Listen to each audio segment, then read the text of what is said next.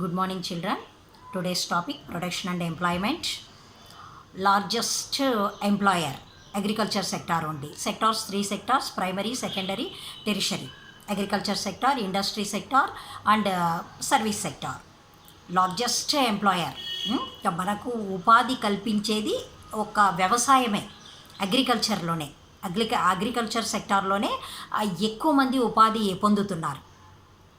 Agriculture sector. Why it is largest employer? Okay, but why didn't employment shift out of agriculture? That is the question. Why didn't employment shift? అగ్రికల్చర్లోనే ఎందుకు ఉపాధి ఉంది, industry సెక్టార్లో and service సెక్టార్లో ఎందుకు ఉపాధి ఎక్కువగా కల్పించడం లేదు? It is because not enough jobs were created in the industry. This is the problem. Not enough jobs were created in the industry and service sector, even though production of industrial goods went up by more than 9 times. Production of employment goods, this is industrial goods, went up by 9 times during the period. Employment went up only by around 3 times. Production ఏమో ఇంత 10 భాగాలు 9 times develop అయినా కూడా దాంట్లో ఉండే ఉపాధి only 3 times.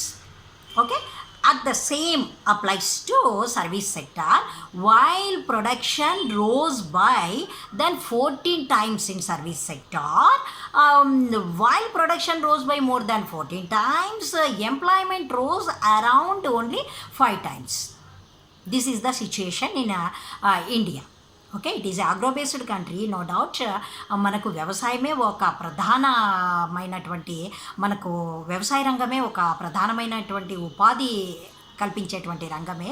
కానీ at the same time మనకి ఇండస్ట్రీస్ కూడా డెవలప్ అవుతున్నాయి, సర్వీస్ సెక్టార్ అవుతుంది. కానీ అనుకున్నంతగా వాళ్ళకు పని దొరకడం లేదు. అగ్రికల్చర్లో ఒక 3 మెంబర్స్ చేసేటువంటి పని 5-6 మెంబర్స్ చేస్తున్నారు. వాళ్ళు అవసరం లేదు, 3 మెంబర్స్ చేస్తే ఆ పని అయిపోతుంది. ఇంకా అడిషనల్గా చేసే 3 మెంబర్స్ యొక్క శక్తి వృధా. ఓకే, వాళ్ళు వేరే రంగంలో అంటే ఇండస్ట్రీ కానీ సర్వీస్ సెక్టార్లో కానీ వాళ్ళకి ఎంప్లాయ్మెంట్, వాళ్ళకు ఉపాధి దొరికితే అక్కడ ప్రొడక్షన్ పెరుగుతుంది. ఇక్కడ వీళ్ళ ప్రొడక్షన్ 0.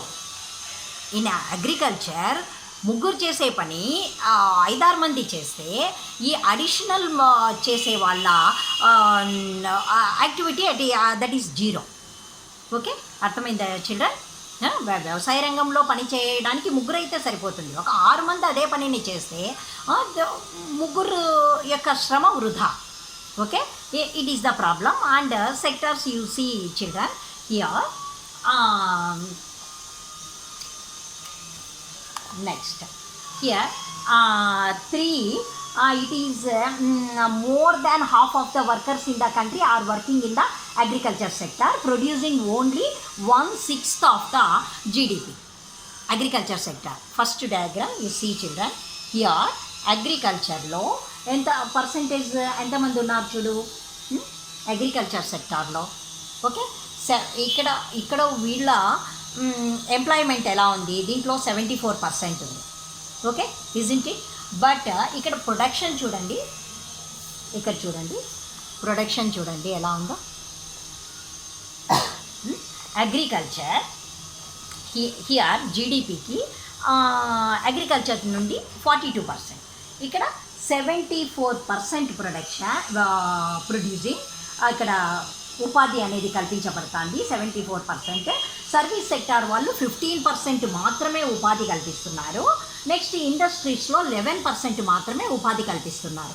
అదే మీరు 2009 and 10 చూస్తే అగ్రికల్చర్ 74 to 53 అయ్యింది. కానీ ఇదే largest employer.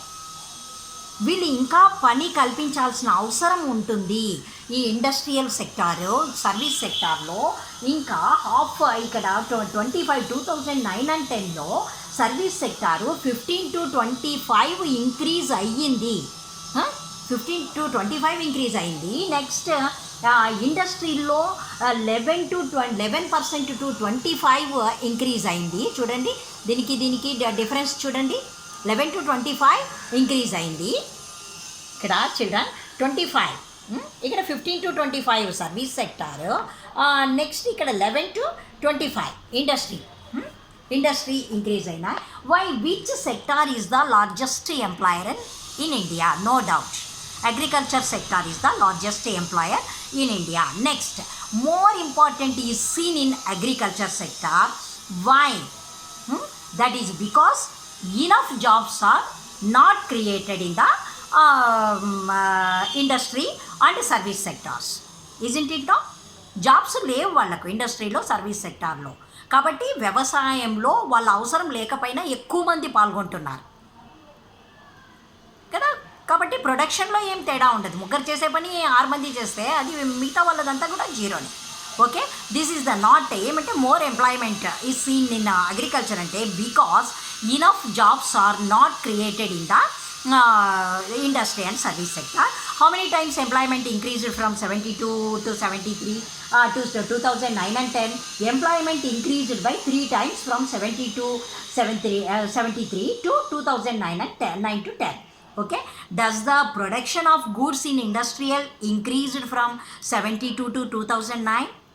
Industrial goods? Yes, the production of industrial goods increased from 72 to 2009 by 9 times. Isn't it no, children? This is the GDP. జీడిపికి గ్రాస్ డొమెస్టిక్ ప్రోడక్ట్లో ఈ అగ్రికల్చర్ సెక్టార్ నుంచి, ఇండస్ట్రీ నుంచి, service sector నుంచి ఎంత income, all final goods values within a country during a year అనే దానికి, ఒక సంవత్సరంలో ఒక దేశ సంపద గురించి ఈ 3 సెక్టార్స్ నుంచి ఎలా వెళ్తున్నాయి, ఏ సెక్టార్కి ఎక్కువ ప్రాధాన్యం ఉంది. అగ్రికల్చర్ సెక్టార్కి ప్రాధాన్యం ఎక్కువ ఉంది, అగ్రికల్చర్ సెక్టారే ఉపాధి ఎక్కువగా కల్పిస్తుంది.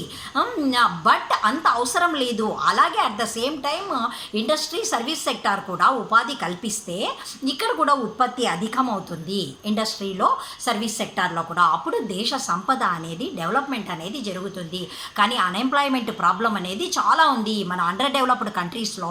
Unemployment problem is under development అయితే డెవలప్డ్ కంట్రీస్లో కూడా అన్ఎంప్లాయ్మెంట్ ఉంది. కానీ ఒక్కొక్క రకమైన అన్ఎంప్లాయ్మెంట్ ఇది కూడా తీసుకుంటే మీరు, unemployment is defined the stock of all those individuals who are not gainfully employed. ఇదన్నమాట. ఫస్ట్ అన్ఎంప్లాయ్మెంట్లో problem of unemployment is common to both the developed and under developed countries.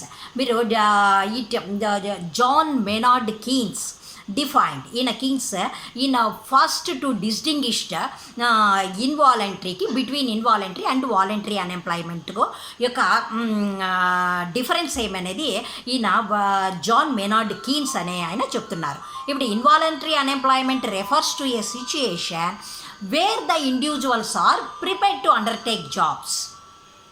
That is involuntary unemployment. వాళ్ళు individuals are prepared to take jobs. Voluntary అన్ఎంప్లాయ్మెంట్లో individuals prefer not to work of reasons of affluence, leisure, expected wage rate of employment. Yes, okay, ఇది involuntary. వాళ్ళు job చేస్తామని వాళ్ళు ready to do work అనమాట. But work ఒక్కొక్కసారి దొరుకుతుంది, దొరకదు. Voluntary వాళ్ళకు కావాల్సిన వర్క్ ఉన్నా వాళ్ళకి ఇష్టం ఉండదు చేయడానికి. వాళ్ళకి కావాల్సినటువంటి ఎకనామిక్గా employed higher than the existing market rate అనేది వాళ్ళకు కనిపించదు. అందుకే వాళ్ళకు జాబ్ ఉన్నా కొంతమంది ఇష్టపడ్డారు. ఇలాంటివి డెవలప్డ్ కంట్రీస్లో జరుగుతాయి. ఇన్వాలంటరీ అండర్ డెవలప్డ్ కంట్రీస్లో డిస్గైజ్డ్ అన్ఎంప్లాయ్మెంట్ కూడా ఉంటుంది. That is disguised unemployment also more specific అనమాట ఇక్కడ అండర్ డెవలప్డ్ కంట్రీస్లో. అలాగే అన్ఎంప్లాయ్మెంట్లో అండర్ ఎంప్లాయ్మెంట్ కూడా ఉంటుంది. Under employment also 2 types. When a worker is employed at the prevailing wage rate but which cannot earn him income sufficient enough, work చేసిన వాళ్ళ ఫ్యామిలీకి తగినంతగా ఇన్కమ్ లేకపోవడము, ఇది అండర్ ఎంప్లాయ్మెంట్లో first type. Second type, when a worker has skills, చాలా ప్రతిభావంతుడు కానీ ఆయనకు తగ్గట్టు అది జాబ్ కాదనమాట, ఆయన చాలా ప్రజ్ఞావంతుడు. ఆ skills much higher than required in the sector where he employed, hence is accepted wage rate falls short of the required wage rate. ఇదనమాట first one. Worker is employed at the prevailing wage rate but which cannot earn him. Income enough for himself and his family. Okay, సెకండ్ది అయితే ఆయన skills తగ్గట్టు job లేకపోవడమే అనమాట. Okay, this is under employment also. Children employment distinguished JM మెనార్డ్ Keynes చెప్పిన ప్రకారము involuntary unemployment, voluntary unemployment, disguised unemployment and under employment also. Okay children, thank you.